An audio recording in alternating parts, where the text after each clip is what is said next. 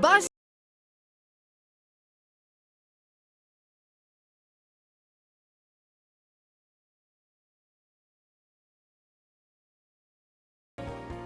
Hey everybody, welcome. We have a great show with you today.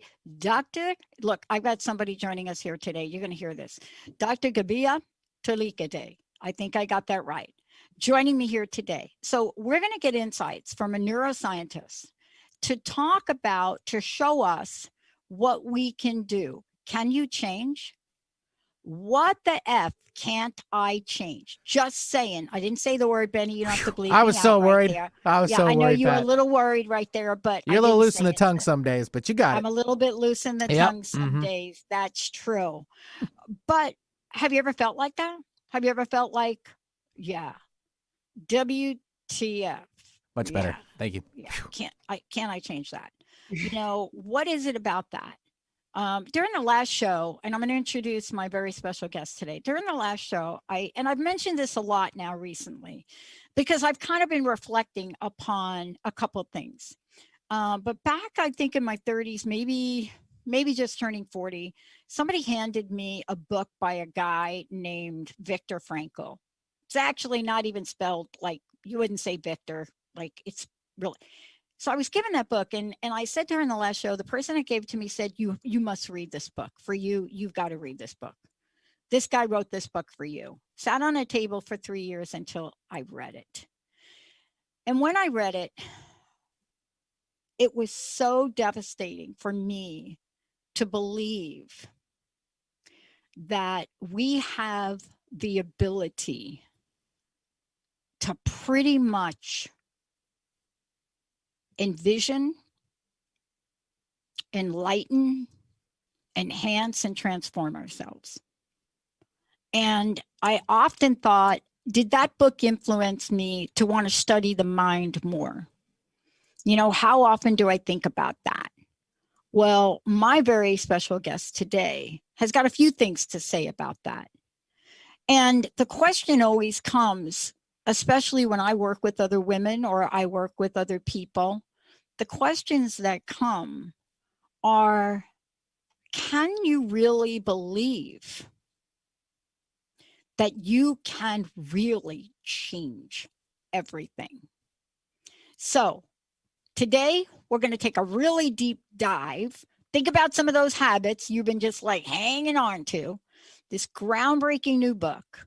And when we talk about what it means to be a behavioral coach, what it means to change the way we show up in the world, how many layers do you think we're going to talk about today? Thank you so much, Doc. Thank you so much for joining me here today. It's great to have you on the show. It's brilliant to be here. I don't know. Some days you wake up and you think, man, I can't do that. Other days you wake up and you say, just get out of my way. I know I can do it. I can do it. I can do it. I'm one of these really fortunate people. I grew up with a stepmom that this woman believed she could literally change the world. And I guess because she had her first child at 12 and second child at 13, I mean, that's something kind of unusual. But I want to ask you this question. As you go through your life and you've studied and you're writing and you're out in the world, what kind of hit you up in the side of the head that said, holy, I am being faced with myself, and I am looking at myself and I'm almost ready to tell myself I can't. What was your I can't? I suppose I hit that only during my PhD. I was fortunate, to go through life feeling quite lucky. Things felt quite easy up to that point. But during my PhD, just things happened that what could go wrong went wrong in my personal life, family, in the experiments and so on. And all things, kind of accumulated together. And dealing with things which kind of were not entirely in our control zone, which felt really, really strange. Like my sister was going through really severe chronic illness, which we were struggling, to battle. And I got in such a dark place where really just getting out of bed was hard. Yeah. And I was like, I just need to survive today. And I spent hours and hours playing like games on my phone instead of doing experiments. Instead of writing thesis, I would sit there in an experimental room and just like be, I don't know, like I wouldn't even be able to tell what I did for 5 or 8 hours there. My mind was just completely blank. My brain felt like mush, really felt like I couldn't think. I couldn't feel. I couldn't enjoy anything. So that was really, really probably the hardest period in my life. I thought about that too when you're talking about that. And I realized that, going back to school at the age I went back to school and doing doctoral work on very challenging. Isn't it interesting the things we pick to study or be interested in? I find it fascinating. I get asked the question, why in the what did you ever decide to study the consequences of broken promises for 10 years? I don't have a good answer. I don't have a good answer. But part of this today, and really the excitement in talking with you, is what is it that enables person over here to say, why the F can't I change? And person over here, I'm going to change no matter what.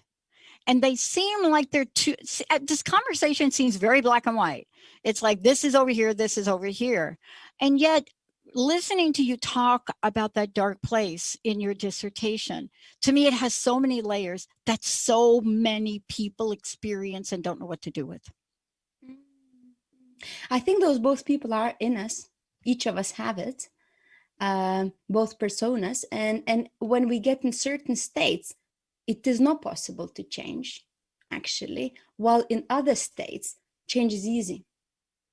So being able to have self-acceptance, to allow ourselves to just push through and survive the times when we can't deal with much is part of changing later on. Because if we accumulate a lot of guilt and self-hatred, that just later on prolongs that state where it would be very hard to change. But if we just accept our state and are aware of it and realize, okay, well, I'm in pretty good state now, but I can make it better.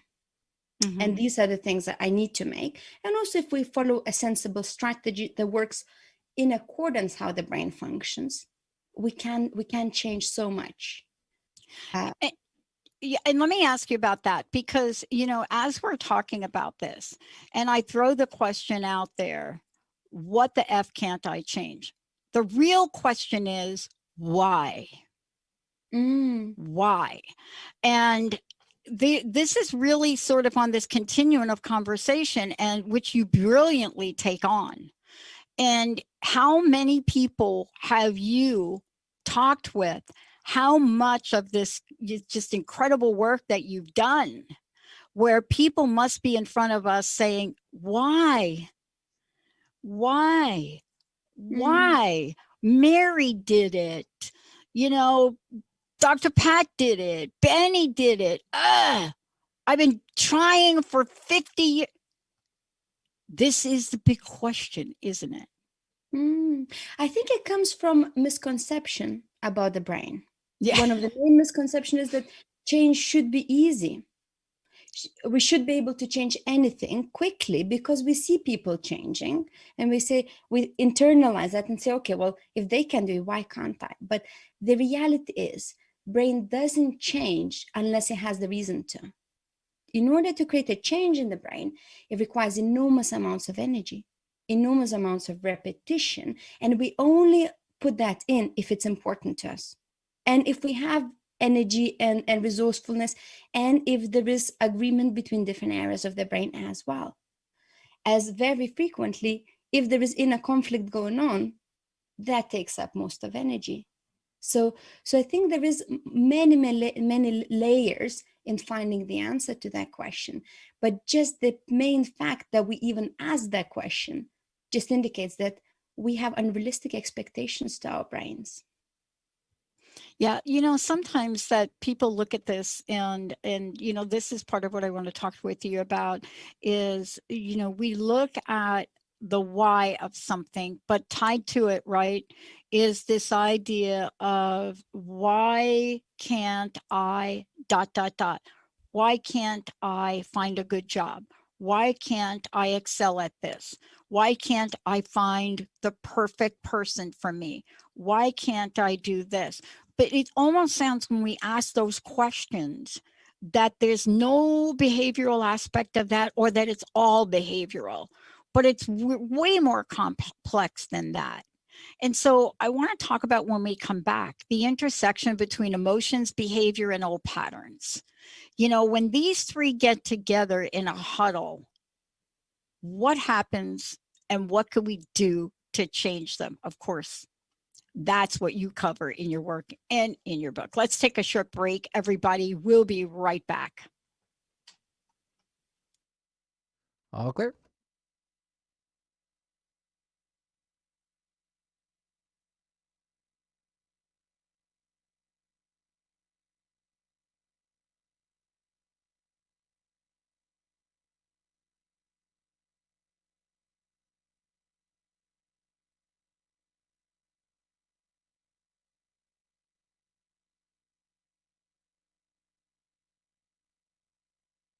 We're off the air, yes.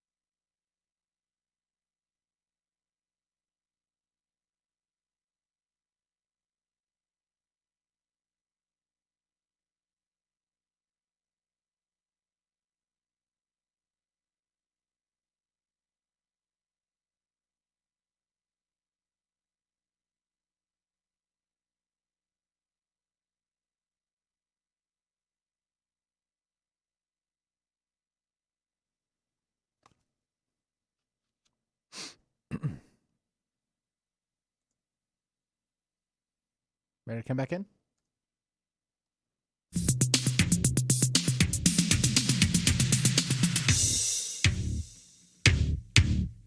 Pure energy.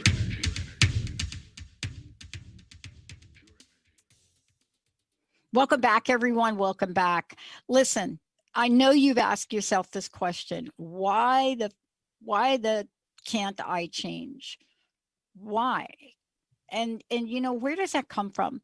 Is it come from a place where something happens in your life? This is insights from a neuroscientist to show you what you can and what is possible.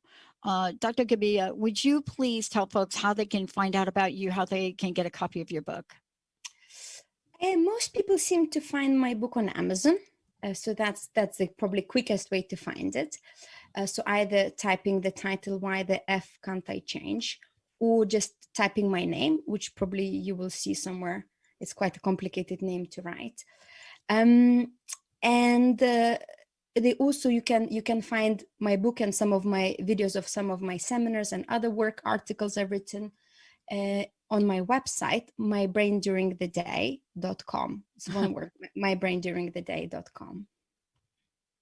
So look, life comes along and we get passionate about something. This is a book you took on to write, right? And we just talked about some of the things you went through and what some of the things are that we go through in life. But most of us do want to change something about ourselves. We really do. We don't just kind of throw it out there. And most of the time, the things we really want to change, we don't talk about at all very much. But we know we've got them in there to change. So this is a journey about understanding ourselves, but also understanding the brain and how the brain works, right? You know, as you wrote this book, what have you discovered about what you've changed and how you changed in the journey of writing the book? I think most of the work I developed for this book came in the form before that in the seminars. So during the time of my PhD, I started creating and delivering seminars and public talks. And then I selected 9 most popular talks and put them in the book, basically. But when I was doing those talks, I was going through the process of rediscovering my career. So I knew that I loved learning about the brain. I loved understanding how the human mind works. But what I learned during my PhD is I didn't want to spend my life in the dark room of the laboratory. I didn't really want to basically be stuck in that environment. I wanted to apply neuroscience into real life, into real world.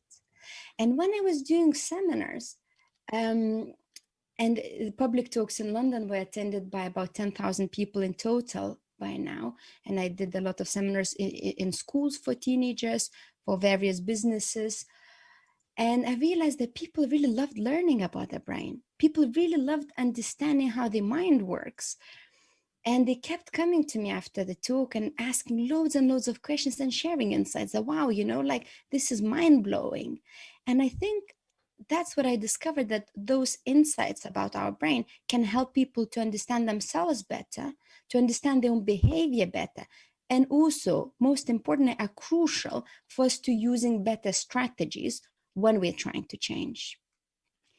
I want to ask you this. Do you think that we are so, let's just say, curious about the brain, but also so taken aback by it is because we think we don't have the ability to understand it? And that's where I think, your book comes in, because most of the time we pick up a book and it is so difficult for us to try to understand. And yet at the same time, the insights that you present in the book are for every person to be able to get their hands on and read. Was that had to be seriously important for you? Yeah, definitely. And I think that is my biggest passion, is bringing the real accurate neuroscience findings into the day-to-day setting of any kind of people. I started with teaching teenagers about their brains and why they feel sometimes so emotional, why they feel so lost and things like that, and realized that 14-year-old kids could understand neuroscience perfectly well. So I was like, if they can, then probably a lot of other people can as well. But most importantly, I learned that people care about what does it actually mean in my day-to-day life. And that's why my website, My Brain During the Day, they want to understand, okay, well, there is these chemicals in the brain, but what do they do? How does that impact my life? And the nicest thing about the brain, there is things that you can actually really find the real examples for. You can find the evidence for how they impact our moods, our emotions, our behavior. And that was kind of, for me, it was and still is something where really makes me sort of feel excited about my work. Yeah. And I got to tell you, I don't think you've left anything out of the book. Everything from changing the self to changing the habits to changing the emotions, the personality, changing the results, changing the relationships. All of this is laid out in a book that is so understandable and so relatable. But one of the things that you talk about, and I want to get to that as well, is changing your brain health. Changing your brain health. So we don't really think about our brain and health, right? Sometimes we think, oh, I got to change my body. I'm going to have a bunch of green drinks. But I don't really think changing my brain health. And that, when I read this and what you put in here, everything from why we sleep and brain gut relationships, I just thought for a minute, does changing your brain health float to the top of your list? Definitely, especially for people who do have specific issues going on. So if somebody has gut inflammation, and if that has caused inflammation in blood vessels in the brain, you can try whatever you like. You'll still be stuck in depressive patterns. Your brain, you'll get chronic migraines, and you wouldn't be able to think clearly. And without that, everything would be really difficult to accomplish. The same sleep, when we talk about managing moods, sometimes just getting enough sleep every night already actually sorts out our excessive moods and situations. So those things are the first thing to manage in our life. But once you look at the chapter, you can assess for yourself. At the end of the chapter include certain questions which could help you to assess whether you're doing well in the area or not. And if you seem like you're doing okay, then you can start with the next step already. If you score highly on such things as nutrition, sleep, taking breaks, then you might need to sort that out first. Yeah. And that's what I love about this, because it really is, when I think about this, and there's so much great information in the book, right? But you also make this so personable. When you ask the question, so how do we actually change? This is a question in your book. How do we actually change? As a reader, you get glued to it to say, is that what we're talking about here? What am I doing with that? How am I doing with that? And then, as I decided to go through this, you always ask the question about how are we doing? What is it about? Here's the thing I want to ask you about. And this has been sort of a topic that came out from a series of, how should I call it? I think organizational ideas about why we don't talk about emotions in organizational psychology work, and that it's like a golden rule. Like, I worked in the organization, then I was a consultant. And can you imagine me being a consultant after studying broken promises and not talking about emotions? Can you imagine me showing up in front of a board of directors, right? No. But what you get hit with is, come in here, we want to work with you, but don't talk about feelings, don't talk about emotions. What is the impact of a societal notation? And not every culture is like this, but I must say, like my Italian and my South American family, we don't have an issue with that. So grandpa from Brazil and all my South American, all my relatives down there, we don't have an issue with that. But we live now, we're in the United States. And I got to tell you, I've been in front of rooms in corporations where they say, we don't hug here. Now, this is before COVID. What is the impact of us literally asking the question, why the F can't I talk about my emotions, doctor? Yeah, I think it's tricky. That kind of culture creates a denial and sort of it keeps us away from very, very important information. Now, emotions are created by brain regions, which can be grouped into so-called mammalian brain complex.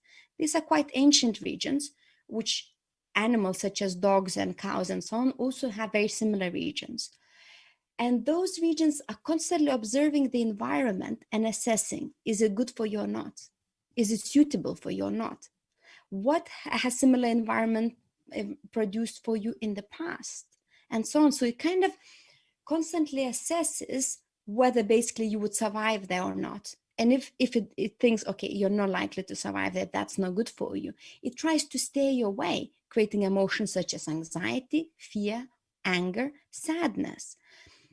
But if we sort of, instead of looking at those emotions and asking, what is this emotion telling me about this situation, this relationship, or my lifestyle, if we are in such a denial of our emotions and we use things like sugary snacks, alcohol, Netflix to escape and change emotional patterns, we keep staying in situations that are not good for us for longer, which eventually we lose touch with who we are and what's suitable for us. And then we wonder, why am I so unhappy? Why am I unfulfilled? Why do I need to take another pill for my depression? So emotions really kind of give us, it's like a feedback mechanism. It's an ancient one and quite a primitive one, but is very intelligent nonetheless. It's not rational, actually, but it's very intelligent. So when in organizations emotions are not discussed, we can't understand what's suitable for the team, what's not. Maybe the way the tasks are executed, maybe something doesn't sit right with people, and they would be much more fulfilled and produce much better results if they chose different strategy, if there was a more empowering dynamic going on. And keeping that sort of hidden away, we just function half optimally. So it's not suitable for anyone, but at the same time, it doesn't disturb anyone. So it's very challenging culture to change. And I'm often asked to give seminars, and yesterday I given one on different styles of leadership. And what is, the kind of what leaders are needed these days in these tricky post-pandemic or still pandemic times. And I have to admit, really leaders who truly connect to people at the real level, not at the, okay, that's how I think things should be, are really, really necessary nowadays. Yeah. Not only that, I'm so glad that you shared that with them, right? You shared that information. Okay, good. Well, I share neuroscience insights, and Exactly. Okay. that's my way to do it. Because one of the latest studies that Sodesta did about Generation Z and then Generation Z1, Z2, all of them, they did a study and they asked these people, and I'm so interested in this because this is what I ask. I ask people, what do you feel X is obligated to provide you with? That's my favorite question. I'm not going to ask you that today, but I love the question. So they asked these recruits, right? Because they have to study, how are we going to get the best talent in? How are we going to know what they want? So here is the mind-blowing bit of information, and we'll talk about this when we come back from break. So when they ask in the latest national international survey, what is that number one thing you got to have, your organization has to have? Compassion and empathy across the board, not money, not benefits. And they could have asked for anything, not money, not benefits. Of course, there are other categories, but that one, the question is, can you teach someone something you may not think you have? When we come back, we're not only going to talk about that, but how does that play out in our relationships. And there's a part of your book that when I read it, I had post-traumatic stress disorder for a moment. When I'm thinking about a past relationship I was in and the absolutely powerful imago therapy. We're going to take a short break, everybody. When we come back, relationships. Who should change first? We'll be right back.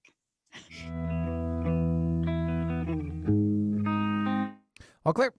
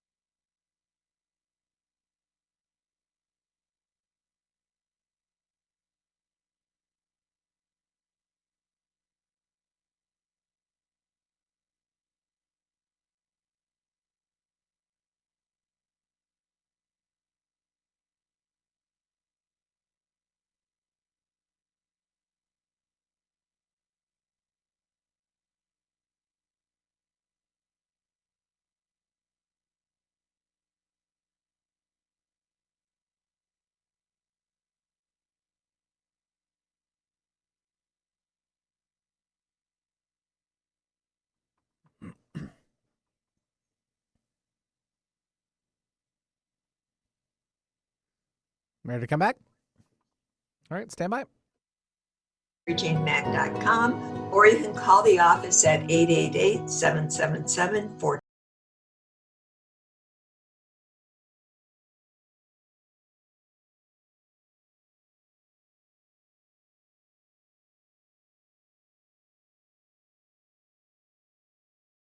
Welcome back. This is, for those of you out there, why the F can't I change? And, you know, this book, Dr. Gabija wrote this book, but more importantly, you know, this is a book, Insights from a Neuroscientist, that show that you can.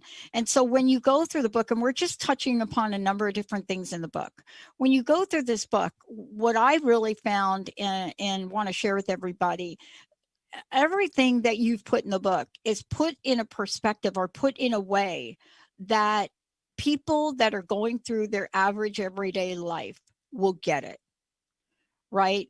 Everything from when you talk about how to cultivate a growth mindset and you talk about the words we say, right? You're so clever. you're really talented. And then I think about the studies we've done on self-fulfilling prophecies and how powerful they were.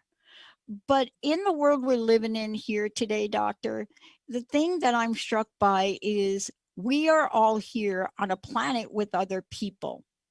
Our relationships stem from brother, sister, mother, father, work, right?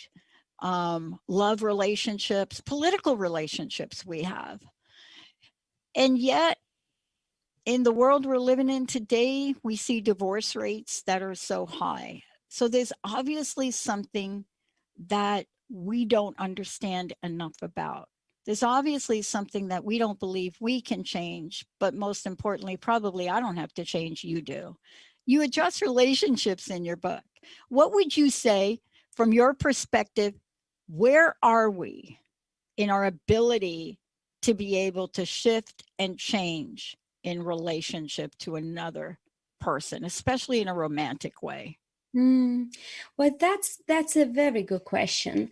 When we choose whom to be with, we can use different decision-making systems. We can use a rational decision-making system, which is basically writing down the qualities you want in a person and basically searching for somebody who meets those criteria. That's also called decision-making system 2 by Daniel Kahneman. Or most frequently, we choose people based on our intuitive system or system 1, also called making decisions by our gut or emotions. Now, those two different systems use different wisdom. Our mammal brain, which creates system 1, always wants familiarity. It seeks the patterns that seem familiar, that tick enough familiarity for us to feel like at home in a way. If you had wonderful upbringing, which with really loving people around you who were empowering and loving you unconditionally, and that was demonstrated verbally and by actions, then it's easy for you. If you have had a little bit trickier childhood or later on life where you dealt with challenges, where you felt criticized, unaccepted, felt like you needed to change, or you experienced abandonment in some form or shape, you will be drawn to those patterns. And as an adult, you might even ask, so why am I drawn to these, let's say, emotional unavailable men or women? Why I always like kind of choose somebody like I don't want to be with somebody like that, right? So that just means that your mammal brain is trying to bring you back home. So when we make those choices, the worst thing is that those dynamics, which we got drawn to by our mammal brain, will constantly trigger the deepest traumas of our childhood, which inevitably put us in so-called amygdala dominant thinking, where we react, we are much more, we basically crazy, in that state. Yeah. Some of us go withdraw, some of us get aggressive, some of us sort of try to manipulate and gaslight. We use the techniques we would normally use. Have we felt empowered and accepted for who we were? And those things often are this, like if you observe yourself, if you were in that kind of dynamics, you say, oh, I act like a crazy toddler or whatever. It's not like a grown-up, right? And that's because the wounds probably have been created at a very early age. Once they triggered, literally, it brings quite a primal behaviors. Now, when we make choices and you say, okay, well, so shall I use the other decision-making system to choose people who tick the boxes? And if you have ever tried that, what was the outcome? Most people say, well, I chose a person on the paper, he seemed amazing, or she or he, but I just didn't fall for him or her. It just felt lukewarm, it felt boring. I didn't really feel connected, because love, at the very kind of primal sense, attraction and kind of connection, they stem from those mammal brain regions. They don't come from the rational regions, such as prefrontal cortex. However, if we choose people purely who truly trigger those very, very raw traumas, we can't really do much with our dynamics either. However, if we choose the relationship, well, firstly, in order to make healthier choices with mammal brain, we need to do inner healing first. Or else we're doomed to either go through people we really don't relate to and don't feel for, or the ones who trigger trauma. The more healing we do, the healthier our so-called amygdala state is, the better choices we make. And once we make sort of somewhere in between choice where the person, doesn't trigger that trauma to such extent, and we can actually admit, you can say, that's really painful to me. Can we try to find a way around? And if the person creates safety and says, you know what, let's do it. Let's try to find the solution. That's the best healing environment. We can't heal relationship wounds when we are not in a relationship. We need safe and healthy relationship to go through the healing process. And there is all the machinery in the brain that allows us to do. There is chemical called oxytocin, which is triggered when we are in love, and which increases brain plasticity. So increases our chances, in other words, to relearn the patterns and do in a healing. But before we sort of consider, especially if you have had a lot of hurt from relationships, Right. before you jump in another relationship, do some inner healing first. Yeah. This is obviously, first of all, thank you for coming here today. Your work is groundbreaking, but here's what I'm most excited about. I'm really excited about what you're going to create. And what I mean by what you're going to create, I'm talking about the body of work that you take. I can't even begin to imagine how many hours you have put into research and papers and publications. I've read some of them. And I'm thinking to myself, she's going to create something really cool, really groundbreaking in the way that we work with other people to help them. Now, I don't know if I'm mind reading, pretty intuitive, but based on what you've put in the book and based on what you've studied and your passion and purpose and the clarity you have by which we can change. This is, to me, the tools that come forward from you, and some of the tools are in the book. Aren't these really sort of the blueprint for people to wrap their minds around the ability to change in the fast-pacedness and the world we're in? Yeah, well, I'm glad that you see it that way. I think in order for us to really understand why we have struggled to create change in whatever area of life we've been struggling with, and in order to do things differently, we need to assess and understand why those strategies didn't work and learn new strategies. And I offer brain-based strategies based on the research. And then I tested them with my clients, coaching clients. Yeah. And we managed to get very good results. But what my book isn't, it's not a quick fix. No. It's not going to be like you read it and you suddenly got an insight which completely would change your life. You will need to put the work in. I'll explain you the reasons what work would pay off, which one wouldn't. But if you really do honest inventory of your patterns and put the work in, you can create very big and meaningful change in your life. And that doesn't have to be painful. That doesn't even have to be very long, but it has to take efforts and dedication. And it has to be change which you really want to create. Yeah. Now, I've saved the best for last. Maybe. I don't know. But one of the topics that is so important to so many people right now is improving memory. And you've included this in your work, and you talk about the different kinds of memory, right? You talk about, you talk about explicit and you talk about implicit. And I want to ask you this question.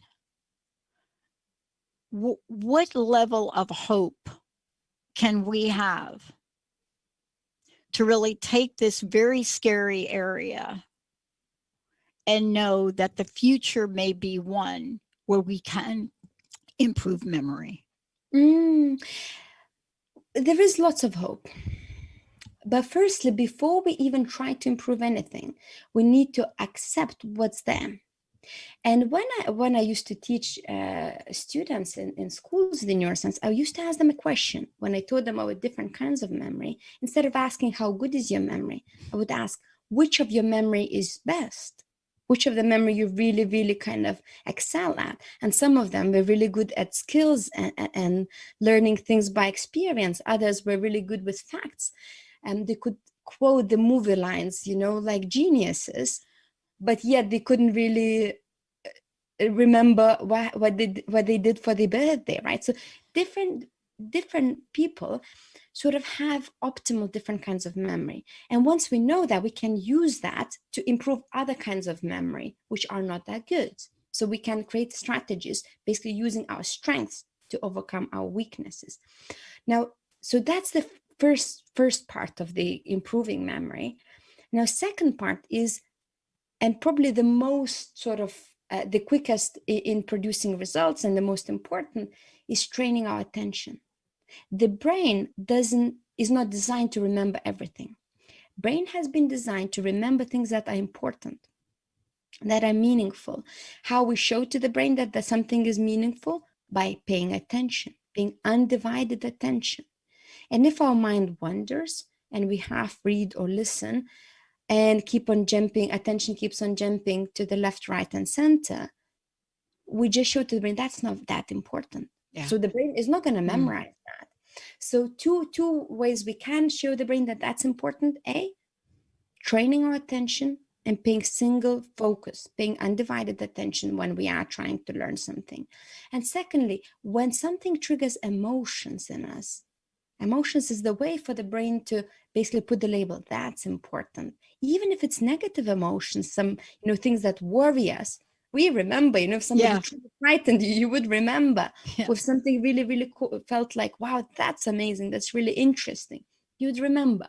So kind of seeing those, looking for the reading information or looking through life, if we want to remember, the events in life, and really looking through your own eyes, through your own sort of personality, through the things that are important, you personalizing your learning would make a big difference in the way you remember things. And, I really thank you. First of all, let me thank you for the body of work that, one, it's more than inspiring for people. It is an education. And I think sometimes, for many of us, we have to understand, we're not robots. If you say, go do this, I don't know. I want to know, okay, what's underneath that?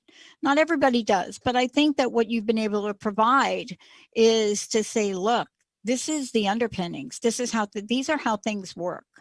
And, as we go through this and we're looking at what is most important for us to learn now, you actually give us a menu to choose from of what we can work on. But I agree with you completely.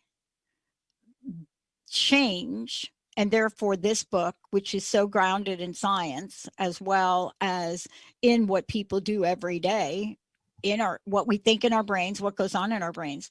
This is one of these invitations for people to really explore what it would mean to change, what it would really mean, and to know that somebody like you is out there that can help them, right?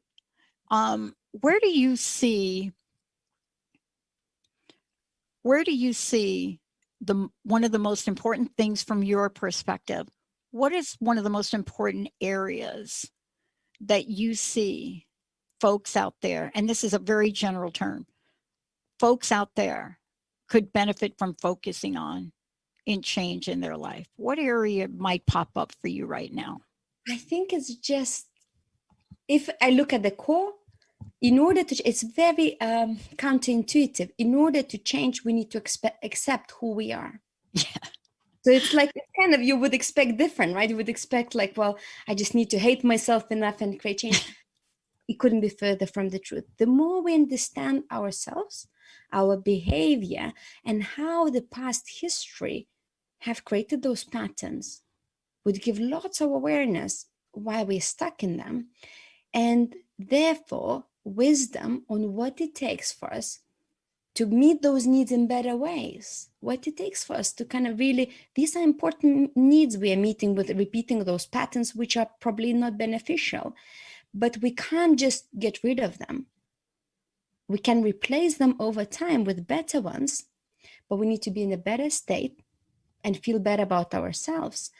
And we also need to use strategies that are actually working in accordance with how your brain functions. So my biggest hope for this book, it helps people to really not only understand themselves, but sort of get to love and accept themselves for who they are. And in that way, they would be able to create more meaning in becoming more and more who they are. And basically their life demonstrating, this is who I am. My work, my career, this is who I am. It's not something what John or Susie or somebody else would have created. It's my work. This is my family. It's the way I want it to be. This is my body. That's the way I feel healthy and enjoy looking and enjoy feeling, right? So Yeah. basically owning and creating things based on who you are at the core. And there is no two people alike. If you look at the brain after brain after brain, they are all individual. They're all unique. So it's pointless asking for advice. It's pointless trying to repeat and follow the change other people created. So therefore, in the book, instead of giving advice, I ask questions. I give tools for people to figure out their own answers. And I provide quite, significant amount of theory and examples to feed the thinking process that's needed for us to understand ourselves better. So that's my biggest wish and biggest desire, that my work really helps people to achieve that. Yeah. Well, I tell you what, the chapter you put in here on motivation was a real live example of a big dialogue that I was having with my table tennis coach. And, it was interesting that I was reading your book and getting ready for it today. And in the backdrop of my mind was a conversation with him about learning a particular stroke. And what I realized in this is my motivation for learning it comes from pure passion of the sport. And his perception of me learning it was 100% all in.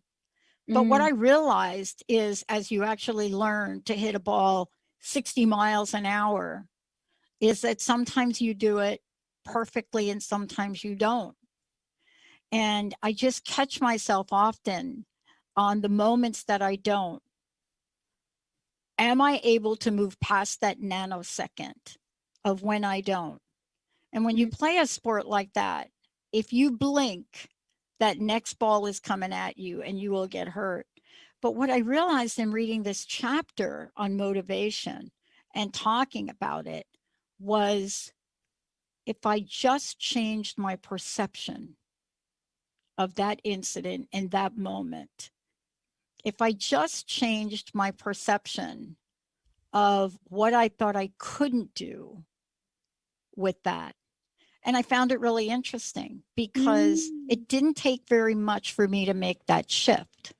But I never put motivation and perception together the way you did in this chapter. And of course I'm giving a cliff notes about it. It's beautiful the way you've done this. I want to thank you for today, and I want to thank you for really leading the direction of change that is so needed, especially in how we understand ourselves and how we get right with who we are today, how we really come to peace with who we are today. Because resentment and anger and frustration and guilt and shame, all the things you mentioned in the book, I've never found them helpful for me to change. Thank you for all that you're doing. What is your personal message? Yeah, I can't wait to see what else you do. What is your personal message? And please let folks know how they can get a copy of the book and find out more about you. What do you want to leave us with today? I think I gave the most important message in the previous question, actually. Self-acceptance and getting to know who you are. I think that's my biggest hope and wish for people learning about their brains. And I think neuroscience is such a fascinating tool to achieve it, because at the end of the day, everything begins and ends in your brain. It does.